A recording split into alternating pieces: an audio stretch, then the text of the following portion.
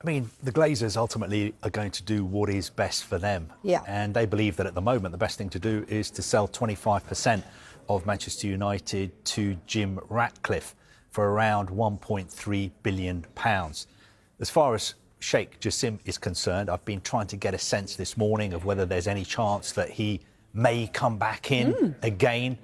Is he bluffing? But I'm being told that no, this is it. He's out. He feels that the deal for Sir Jim Ratcliffe to buy 25% of United is going to be ratified by the United board this week. And as far as he's concerned, he did his best. He tried to bridge the gap between reality and lunacy on He's valuation. talking about money, isn't he? Yeah. He's talking about money. As far as he's concerned, he offered twice what Manchester United are worth according to their market capitalisation on the New York Stock Exchange. On top of that, he was willing to put in another £1.4 billion to improve the infrastructure on community projects, on the team as well. He feels that he did what he could, but ultimately it wasn't enough as far as the Glazers are concerned. And I think the sense in his camp is that the Glazers have really sort of wasted a lot of people's time, because if they just wanted to sell a minority stake, they could have done this privately a year ago, and the fans and the whole club wouldn't have had to go through this whole process. Playing devil's advocate a bit, do you think they deliberately priced it at such a high price to sort of ward off anyone that was serious about it? Because, I mean, like you say, it was a ridiculous amount that they wanted for this. So were they ever in the market of selling their club, ever?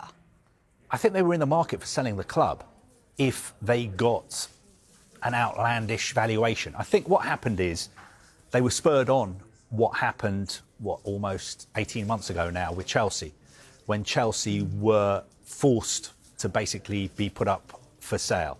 And Chelsea was sold for about £2.5 billion.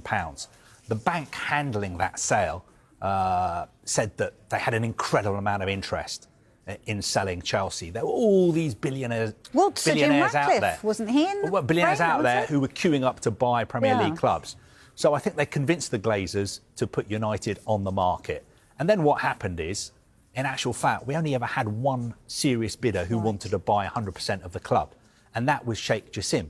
And he wasn't going to bid against himself. He would tell you, if he ever speaks in public, that he offered double what United were worth, and that wasn't enough as far as the Glazers are concerned. OK, so where does that leave us then? Because I was just speaking to a member of Must, you know, that it doesn't sound like they're going to be appeased with this situation of Sir Jim Ratcliffe having 25%. I mean, how much of an influence will he have over the club? And will this lead to him taking control eventually? These are all the questions that need to be answered this week. We will need to hear from Sir Jim Ratcliffe's camp. They've signed a non-disclosure agreement, so they haven't been able to say anything for 11 months. It'll be interesting to see what they have to say. Will they confirm that they will try to buy the whole club? Will they confirm what their vision is, what their ambition is for the future? How is their partnership with the Glazer family going to work? Who's going to be in charge? Who's going to call the shots? Will it be the Glazers or will it be Sir Jim Ratcliffe? Is Sir Dave Brailsford, for instance, going to be involved, somebody who works closely with Jim Ratcliffe? So there are lots of questions. And also, what is going to happen to Manchester United's debts? Before the Glazers arrived, United was a debt-free club. Their debts at the moment are up to almost £1 billion. Now, Sheikh Jassim was on record as saying he would have cleared all those debts, and also his takeover would effectively have been a cash deal, so he wouldn't have been borrowing money to buy Manchester United. So we've got the situation, where is this money coming from that Sir Jim Ratcliffe is going to put into the club? £1.3 billion.